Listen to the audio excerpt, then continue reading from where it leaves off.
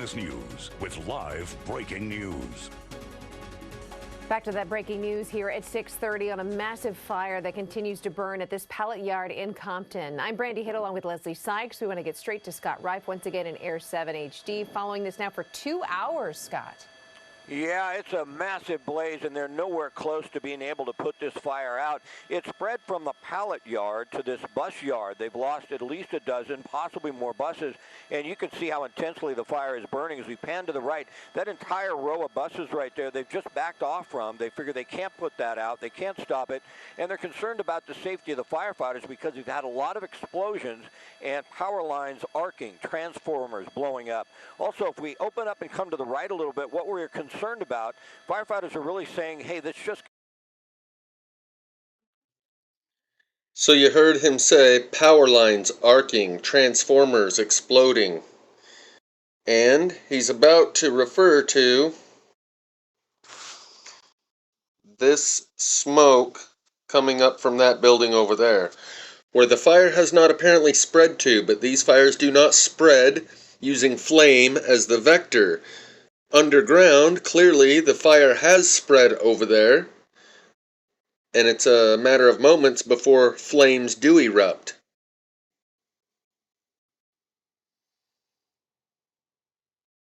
contain this, but on the right side of your screen you see it spread to that structure, and even though that's white smoke, that could start to take off as well. Now fortunately we don't have any winds this morning. That is really key to this not becoming even a larger...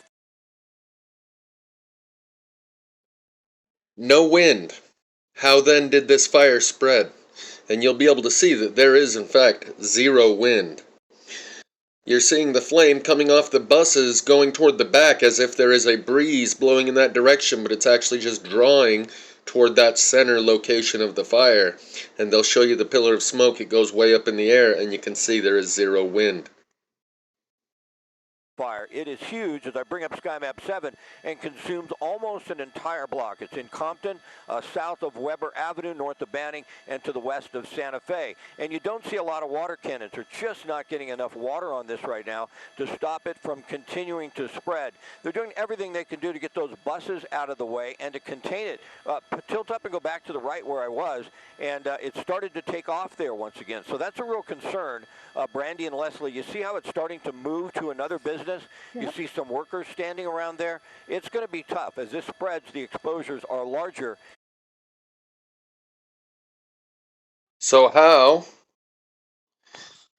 is the fire over here when the last part of the flames that you can see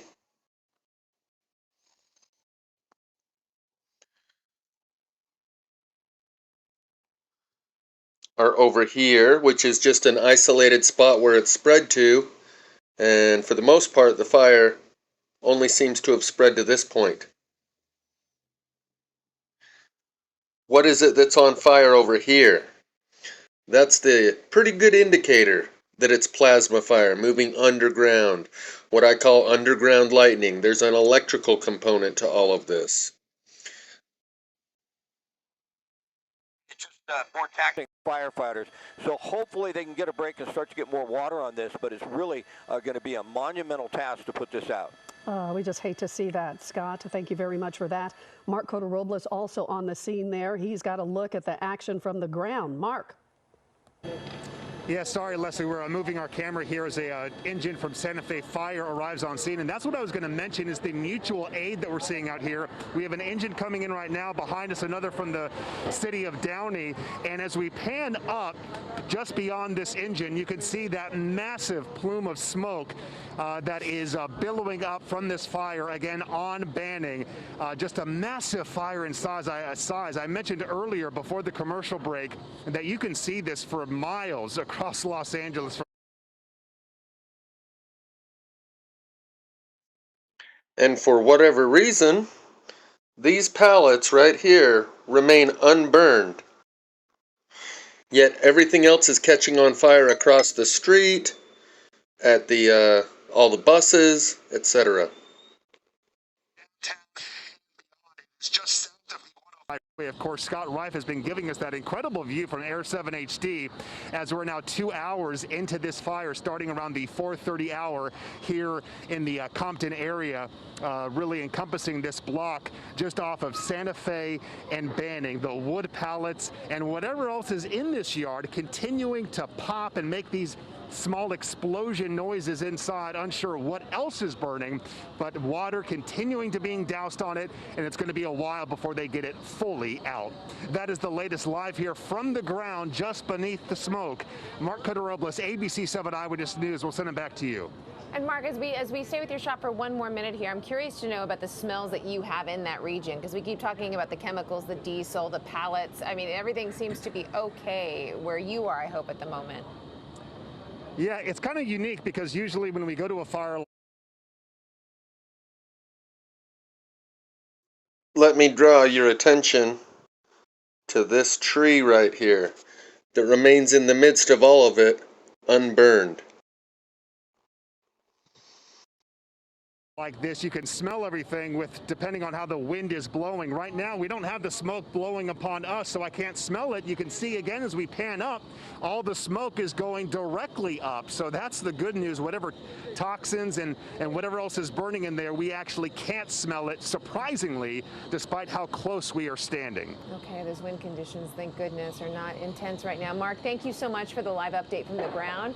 We talk about how big these flames are and how that smoke cloud is growing. Look at this. This is from miles away. That's our live look from our camera at LAX as the sun rises there in the distance. You can see that thick plume of smoke, and you know, Leslie, it's going straight up in the air, which is a good sign, I guess. If there's anything positive about this happening right now, is that we're not seeing winds at the moment, right? Right, like we have, you know, a few days ago. It has really been. Here you can see that it's reached buildings that are across the street. As they said, that it encompasses pretty much the whole block.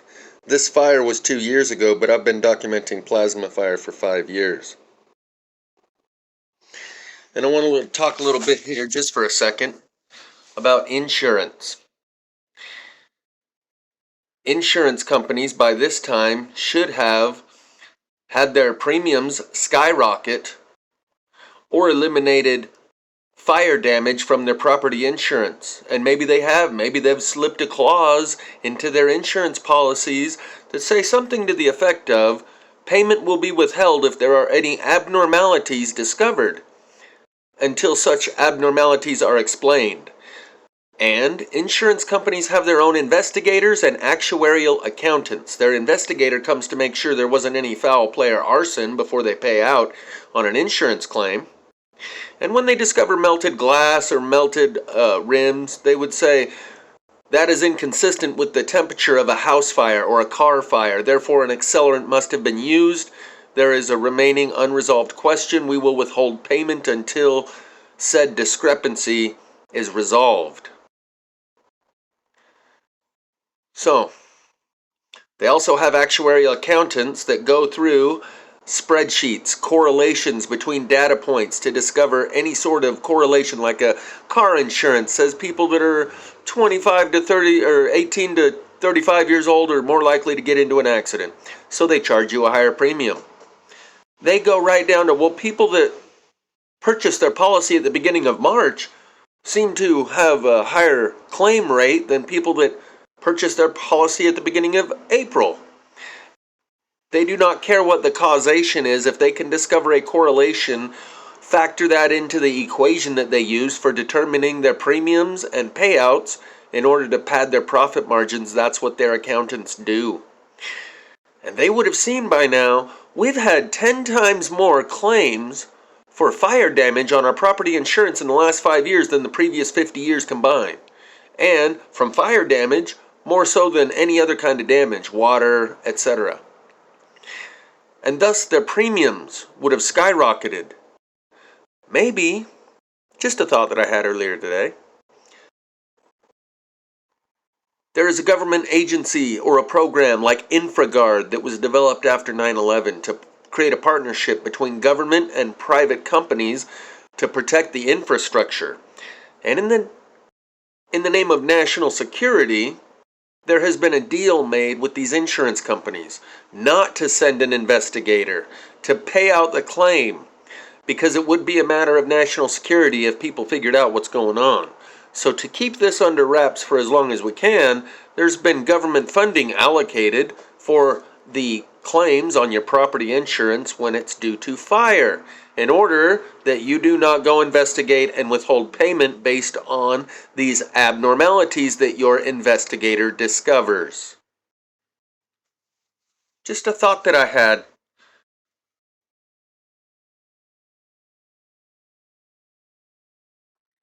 And some people who are on the inside loop that know about this partnership program, that it's mandatory that we do not investigate, and government funds have been allocated to cover the payments of any fire damage, might want to get in on a little of that action. Within the insurance market, the claims for fire damage surely would be noticeable, and therefore there would necessarily have to be some sort of countermeasure in place to keep that which is easily noticed by someone who's paying attention to that kind of thing from being noticed by the general public.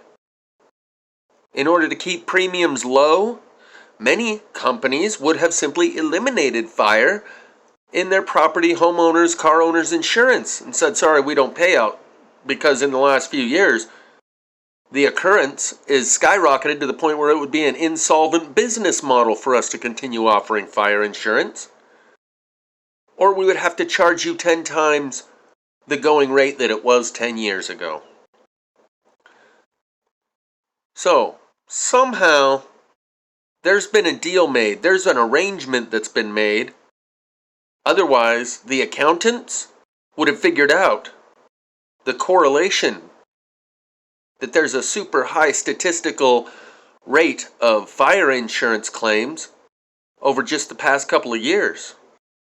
And the investigators that go on scene to look for abnormalities to rule out foul play and arson, or someone trying to just claim on their insurance, those investigators would have noticed. The actuarial accountants would have noticed, and you would be able to see the difference in the property insurance market.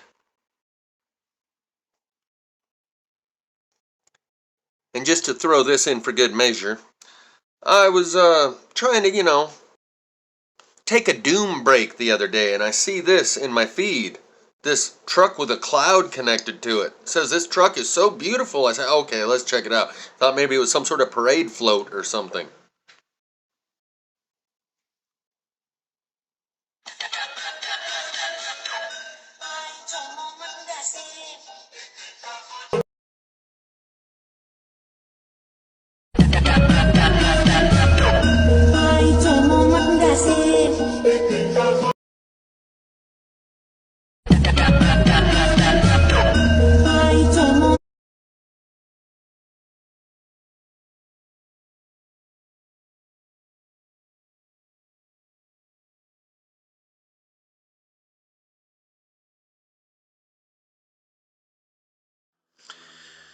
I acknowledge that this is probably CGI, because the remainder on the right after the flame has passed over it looks like green grass. And the stuff on the left looks like it still has green grass as well. Maybe this was a real fire and they've rewound and the video is going in reverse and that flame actually goes to the right. But I don't think so. There's high likelihood this is CGI. My point is, one, this is everywhere I go, even when I'm trying to take a doom break. And two, this is actually how the fire moves. A electrical filament moving through the ground burns the things on the surface. It is not spreading by the flame on the surface, transferring heat from one plant or one pallet to the next, and then over to the buses. It's a electrical filament moving under the ground. This is, in fact, how this stuff works, even though this one's probably CGI.